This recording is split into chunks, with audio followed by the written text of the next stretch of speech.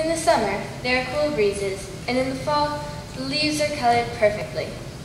It does not get too cold in the winter or too hot in the summer. Kentucky is where I was meant to be. Kentucky became a state in 1792, and when it did, it was considered the frontier of America. It was a dangerous place to be, with Indians hiding behind every tree, waiting to scalp the settlers. However, as time went on, these raids became fewer and fewer, and more people ventured into Kentucky. It soon became a thriving state. Many of America's famous men came from Kentucky, such as Henry Clay, Abraham Lincoln, and Jefferson Davis. Today, I have invited some of these famous Kentuckians from those early days to tell you their part of the story that is your story, our story, because we are Kentucky. No introduction to Kentucky could start without visiting with the Boone. I think Daniel and Rebecca are both here today. I think I hear Daniel now.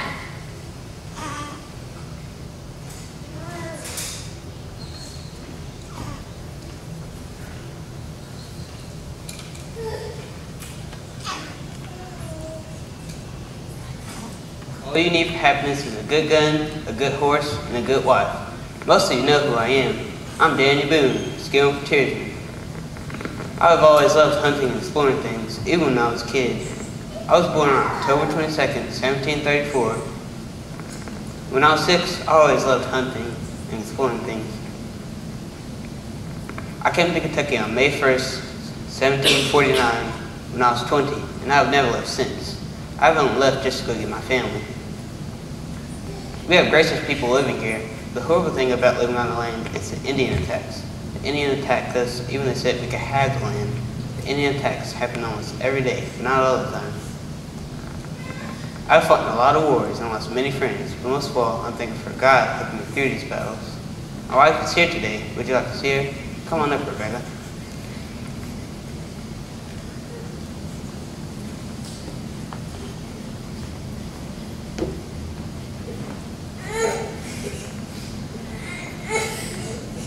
I suppose Daniel has already told you about himself, but as I always say, a wife knows her husband better than he knows his own son. He's a bit of a clod sometimes, so stubborn and rugged. It's not true. I think I know more about myself than you do. I'm not stubborn, I just have strong beliefs. But still, remember, you even wanted to move the entire family down to Florida, away from my family and friends. There wasn't an ounce of sense in that plan. Actually, Florida was almost completely uninhabited and had lots of game, but I do think Kentucky has been my favorite place we have lived. Yes, it is wonderful. We first came to Kentucky in 1767 with our 5 children, James, Israel, Susanna, Jemima, and Lavinia. My husband even joined the military in order to keep those meddling Frenchmen out of our territory. We've had many encounters with Indians, especially Shawnee Indians. My daughter Jemima was even kidnapped by one of their tribes under the order of Chief Blackfish in 1771. Actually, it was 1776, and it was Chief Hangable, not Blackfish. Oh yes, it was Chief Blackfish who kidnapped you in 1778. To think, they weren't even paying attention when you escaped, even though they only had 1 prisoner. My husband has always had a sense of adventure. We lived in Pennsylvania for a while, but when Pennsylvania became too populated, he insisted we move down to Kentucky, out in the wild, away from civilization. But because of this, we have always had to be on our guard. When we first tried to move to Kentucky in 1773, our eldest child, James, was killed in an Indian raid. It was hard losing James. As soon as we were able, we moved back to Pennsylvania and came back a few years later. James wasn't our only child killed by Indians. Israel, our second eldest son, was killed at the Battle of Blue Licks. It was a terrible loss. The rest of our children, however, are perfectly healthy. Susanna is even married to Captain William Hayes. I do think Jemima will be married soon. I hope to see all my children married and settled before I die. But because we have 10 children, I don't expect that. Oh dear, look at the time. Here we are battling away, and we have a dance to go to. Come along, Daniel.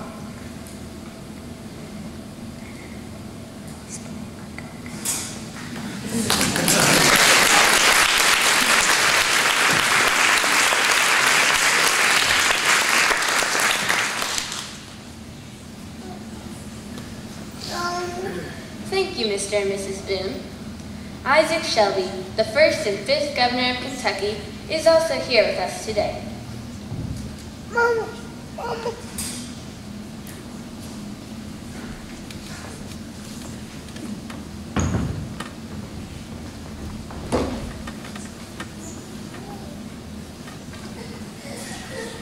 I am Isaac Shelby, at my most favorite place, Traveler's Rest. I love working the fields here. Farming was one of the things I did with my father in my younger years, but that ended when I went to fight in Lord Dunmore's War. In the war, my father and I fought the Shawnee Indians at the Battle of Point Pleasant. After that war ended, I went to fight in the Revolutionary War. At the Battle of Kings Mountain, I told my troops, never shoot until you see an enemy, and never see an enemy without bringing him down. After that war ended, I went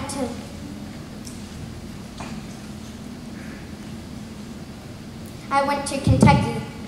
I had discovered the good hunting land earlier when I worked for the Transylvania Land Company. In Kentucky, I married my lifelong sweetheart, Susanna Hart. 3 years later, I built this lovely place for Susanna and me to live. Later, I was active in all 10 conventions that led Kentucky to be a free state from Virginia. The people of the new state wanted me to run for governor. So I did, and before I realized it, I was the first governor of Kentucky. After the term ended, I returned here where I remained until the War of 1812 started, and again the Kentuckians wanted me to run for governor a second time. I never really liked the terms as governor, but I wanted to do them for my state. So I became the 5th governor of Kentucky. In that term, I decided to go fight in the War of 1812, so I called for volunteers to meet at Newport, saying, I will meet you there in person, I will lead you to the field of battle, and share with you the dangers and honors of the campaign.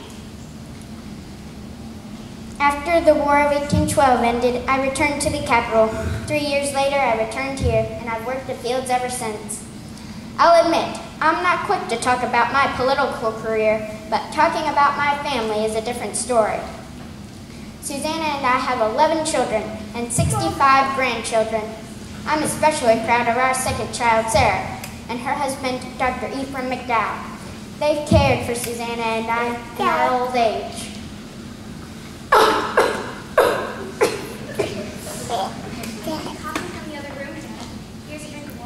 Thank you, Sarah.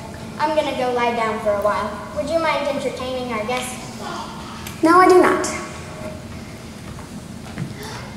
Well, here you are, and I have nothing prepared. But I can always talk about my wonderful husband, the groundbreaking physician, Ephraim McDowell. He's athletic, humorous, kind, and so intelligent. His family and my family knew each other well, but because of our age difference, Ephraim and I didn't really speak to one another until I became sick with a fever. He was called to my home to treat me, and I became well. He used a very unusual remedy. People are always making fun of Ephraim's remedies, but as in my case, they usually work. Ephraim said that's when he fell in love with me, but he didn't ask for my hand because I was 18 and he was 31. But eventually, he got over it, and we married. We bought a house with my father in 1802 and had 9 wonderful children.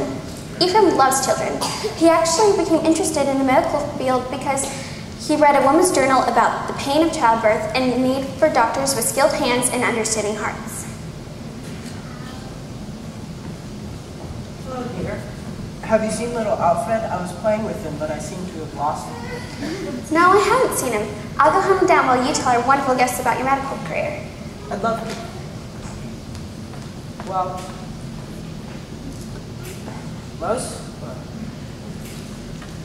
I have no doubt that Sarah told you about the time I helped her become well. Most people don't know that story, but instead, I'm remembered as the first person in history to perform a successful ovariotomy. My family settled in Danville in 1783 while Kentucky was still a part of Virginia. It was difficult for my father to let me pursue the medical field because we didn't have enough money, but I insisted that I was supposed to become a doctor. I felt it was God's calling for me. After an apprenticeship in Virginia, I attended the University of Edinburgh in Scotland. While I was studying there, all the best doctors in the world said that it was impossible to remove an ovarian tumor, but even then I thought it was possible.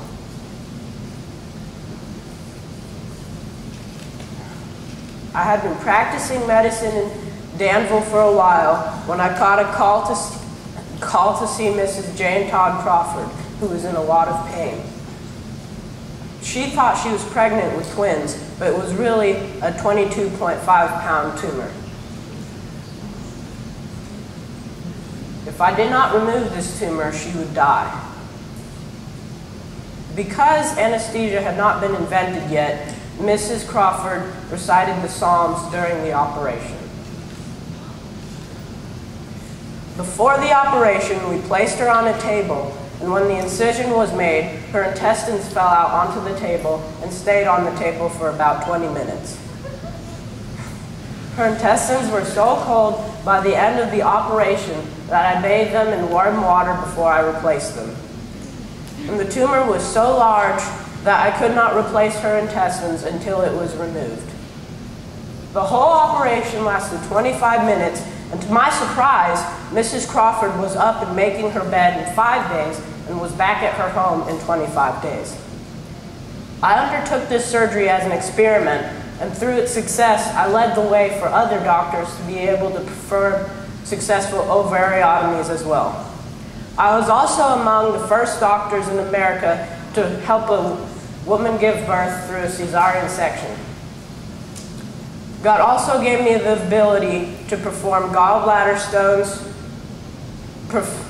remove gallbladder stones, perform amputations, and fix hernias. I always prayed before an operation and kept a written prayer in my pocket during all my operations, and God blessed me for it.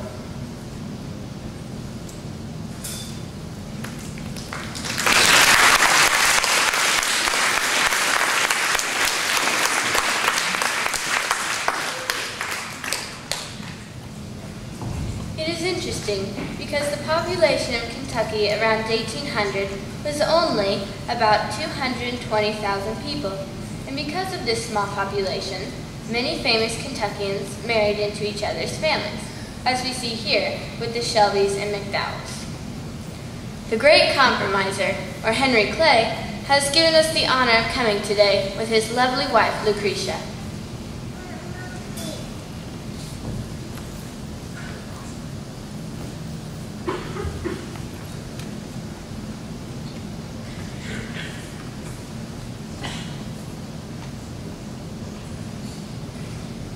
Citizens from far and wide, before I give my speech, I shall first introduce myself. As many of you know, I have been Speaker of the House 5 times before, and now am running for a 6th term.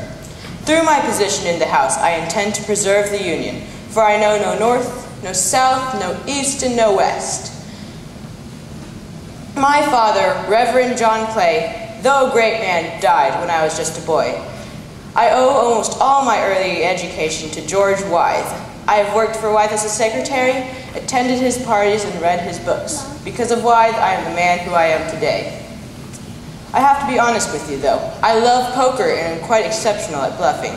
Though some condemn this, others say it enhances my debating skills. But through poker, I can learn when to step forward, to stand still, or to withdraw. Concerning my compromise tariff, I never was in favor of a high tariff. I simply desired a tariff which would provide the appropriate revenue for the government. I am currently working on a bill which will do a number of things. In the final version, I am hoping to settle disputes about slaves in Washington, D.C., finalize New Mexico's, Texas's, and Utah's borders, and subdue any hostilities between Mexico and Texas. My dear wife, Lucretia, has helped me through many things. She's extraordinarily talented in housekeeping and managing money, and at times I feel I could not get along without her. Hello, Henry. Nice to have you back from Washington. By the way, here's the check you gave me the last time you left home. Hello, everybody. I'm Lucretia Clay. Henry and I got married in the spring of 1799. But let me start at the beginning. I was born in Maryland, and my family and I moved to Lexington when I was 3 years old. My family was quite wealthy and influential. We owned a fine library and the first piano ever seen in Lexington. Oh, how I loved playing the piano. Henry and I met during his many visits with my father. Our marriage helped Henry enter into more prominent social circles and reach a higher position in his career. But of course, this is not why we married. Lucretia is an amazing woman. You would agree with me if you could see the way she manages the house at Ashland. I do believe she does a better job running the home than I. Yes, once Henry began his political career, he was away from home most of the time. I was in charge of our 11 children's education and discipline.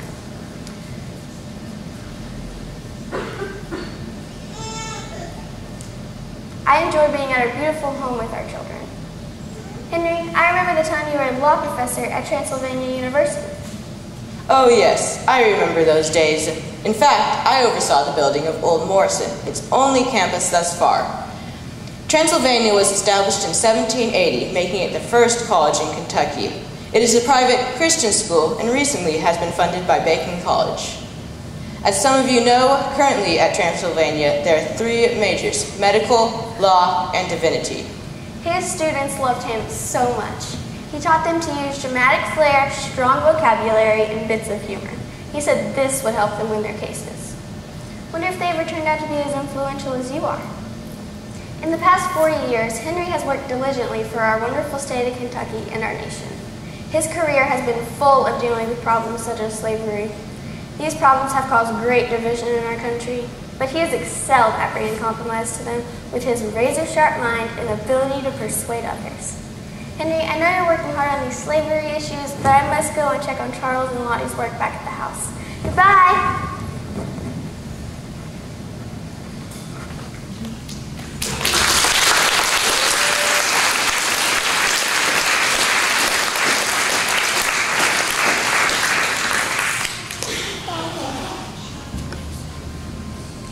In 1861, the Civil War broke out, and families everywhere were divided between the North and the South. Brothers would fight against each other from different sides. Families not fighting on the battlefield would fight with their words at home. No couple better shows this than Jefferson Davis and his wife. As we all know, Davis was the first and only president of the Confederacy, but his wife was a Northern sympathizer.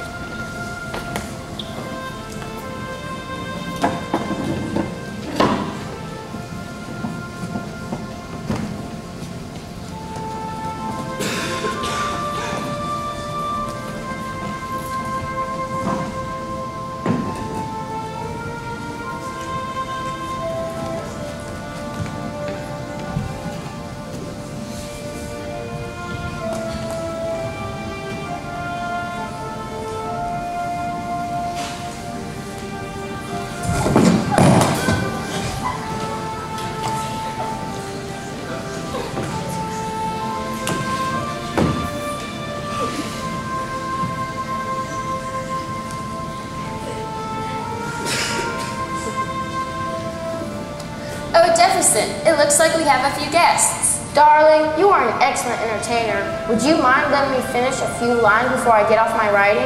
Certainly. Jefferson and I are both working on our books.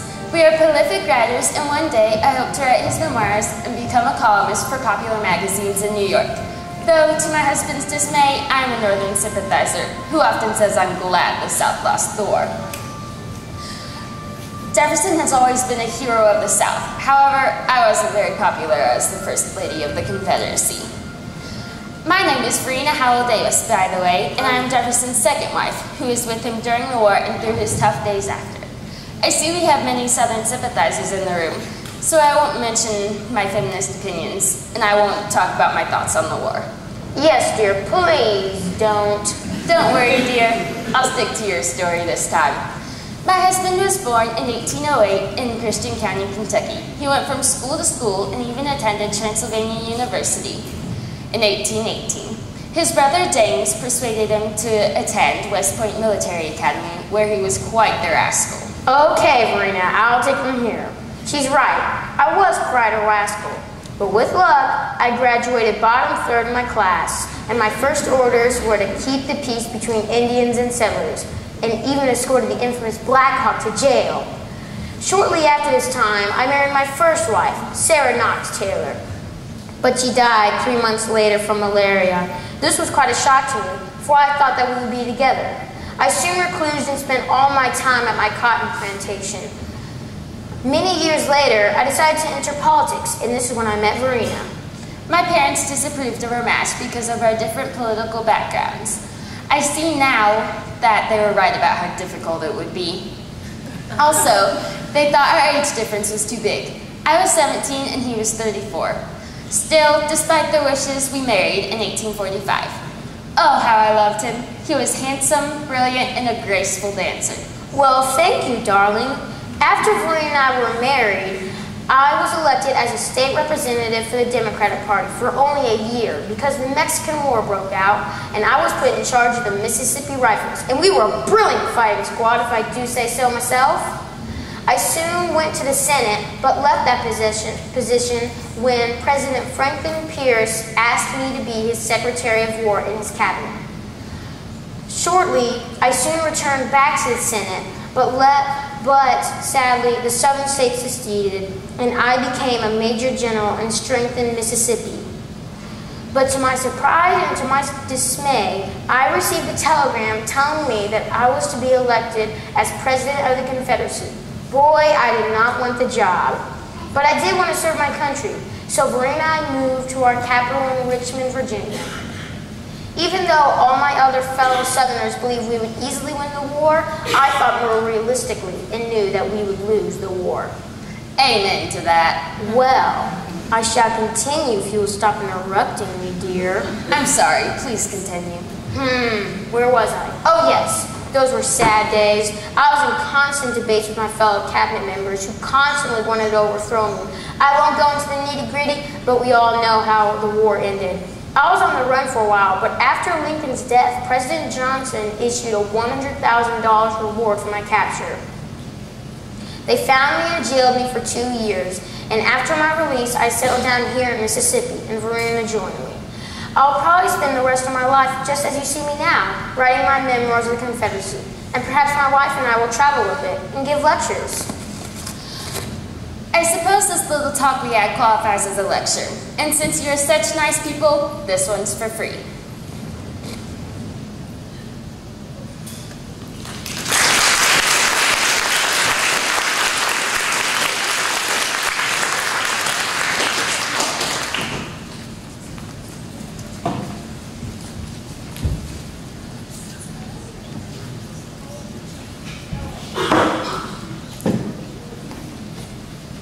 A master of disguises, a fearless leader, who else could fit this description than John Hunt Morgan?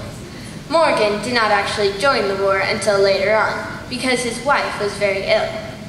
Even though Morgan was known as a ladies' man, he was very devoted to his wife. After she died, he joined the war and fought for the South. Later on, he married another woman from Tennessee.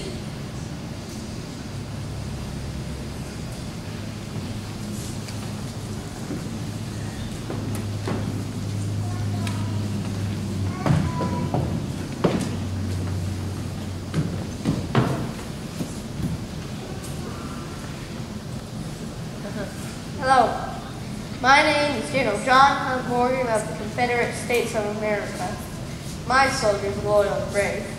Don't think about going AWOL if you ever join my cavalry.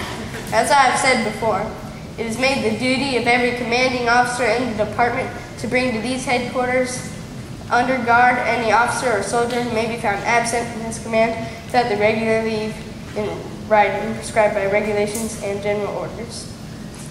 If you're wondering why I look terrible, I was just gonna...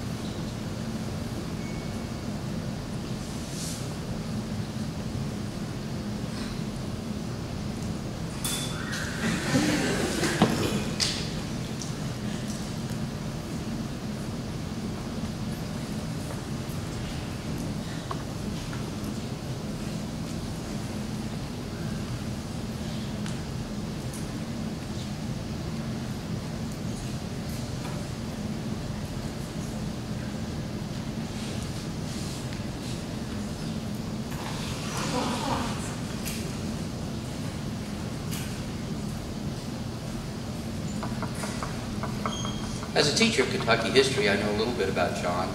He would often stop in the middle of his speech and run off, and he'd show up in some completely other place. You know, I'm thinking he probably pulled one of his stunts on us, and he's going to show back up in just about 20 seconds.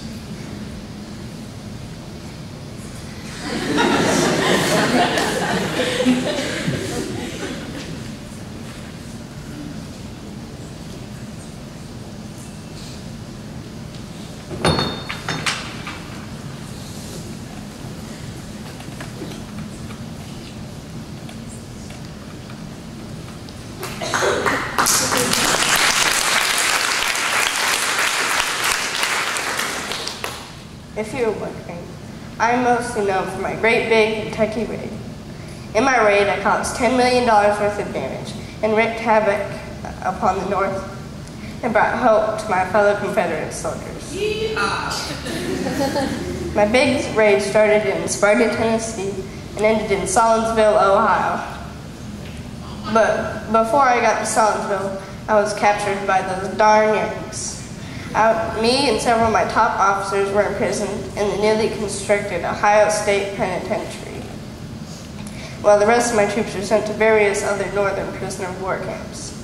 I escaped from my prison cell by cutting a hole in the ground with a butter knife and dug my way into a ventilation shaft which led safely to the outside. After that, I immediately returned to my military activities. Now, some of y'all may have heard that I'm a gambler and a womanizer.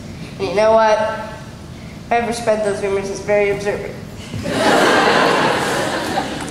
Yes, it's true. I was even kicked out of college for all the fights I started. Well, see y'all later. I'm heading down to Greenfield to make the Union regret the day they met John Hunt Morgan.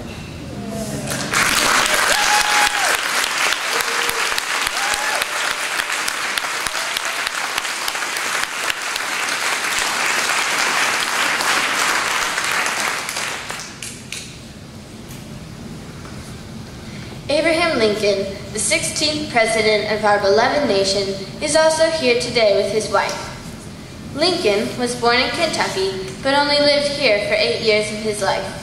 His wife, Mary Todd, was born in Lexington and lived there most of her life. She is buried in Lexington among many other Todds. You can still see her house today in Lexington, along with Henry Clay's and John Hunt Morgan's.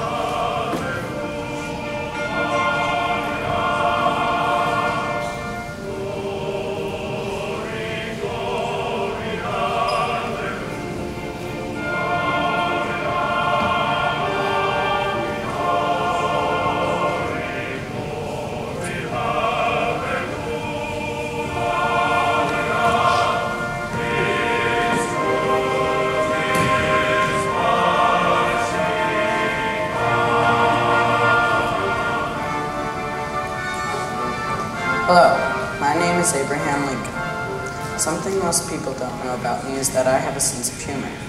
I told jokes all through my life.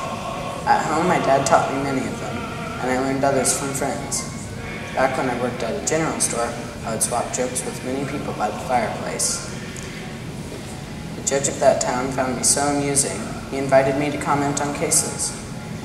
I remember I said of one lawyer who got on my nerves, "That man can pack the most words into the least ideas of any man I know."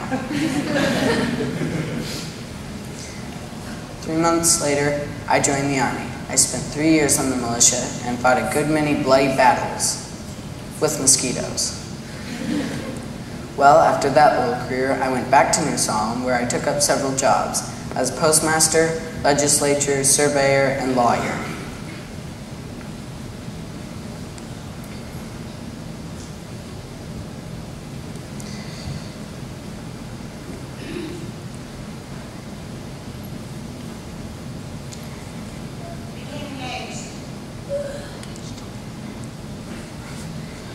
Later, I met Mary Todd, and we were engaged, broke up, and then got engaged again.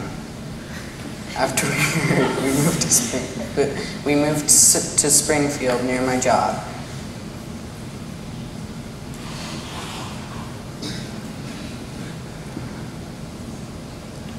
While I was president, I led our country into the Civil War, one of the bloodiest wars America has ever had. During the war, I gave a speech 11 years ago called the Gettysburg Address, in which I said, "The world will little note nor long remember what we say here, but it has become one of the most well-known and frequently quoted speeches in America." What led up to the war was the South insisted in more states' rights, and that states had the power to choose slavery. I firmly believed slavery was wrong, but I didn't want to go to war. Then when the South became so suspicious of us that when we shipped supplies to a Yankee fort near Confederate borders, they began firing at us, I knew we had to end the tension before America snapped. During the war, I was very busy. There were many things to do, and I didn't have more than 3 secretaries to help me with my work. And I guess that's the long and short of it. Oh, Mother, why don't you tell these folks about yourself? Why not? I am Mary Todd Lincoln. I was born in Lexington, Kentucky on December 13th, 1818.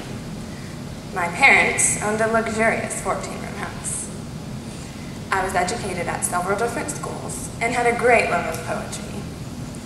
After I'd finished my schooling, I met Abraham, and we were married after a long engagement in 1842. I had 4 sons. Our first son, Robert, was born in 1843, and only a few years later, our second son, Eddie, was born.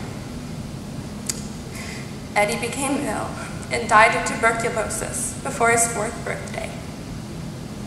I couldn't get out of bed for weeks, but when our third son, Willie, was born, my grief doubled. Then, 3 years later, our last son, Tad, was born. After Abraham's election, I spent most of my time cooking, cleaning, and decorating the White House. Also, I had many beautiful dresses sewn. I wanted to look my best. At times, though, I was lonely, and I suffered from migraines. My grief was rekindled when only 2 years after Abraham's election, our dear son, Willie, died of typhoid fever.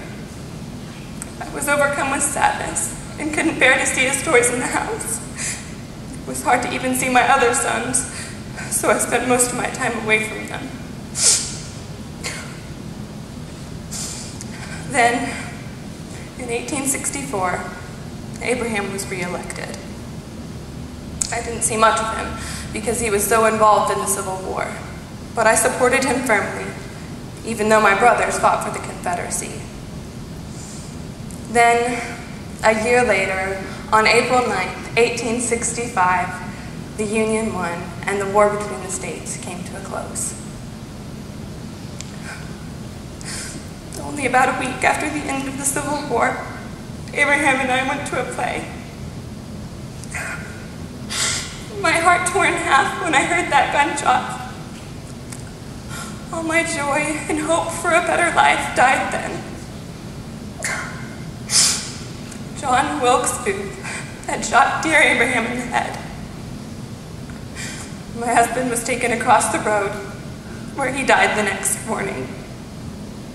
I moaned and cried so bitterly that I wasn't allowed to stay by his side as he died. I remained in my room for weeks after his death. As time passed, though, I began to recover. I moved back to Springfield from the White House with my 2 sons, where tragedy continued to follow me. Tad passed away, and I was so unshakably depressed and heartbroken that I saw no reason to continue living. I tried to jump out my window, but I was saved, and my only son, Robert, committed me to an asylum. I was angry and depressed, and when I was released, I went straight to the pharmacy and ordered enough morphine to kill myself.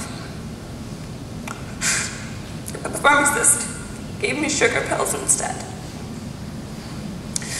After that, I lived with my sister until my death. Oh, don't make our life sound like a wreck. Look, I think I see a dance starting. Didn't we meet at a dance? Ah, yes. At a Christmas party, wasn't it? I believe so. Excuse us, folks.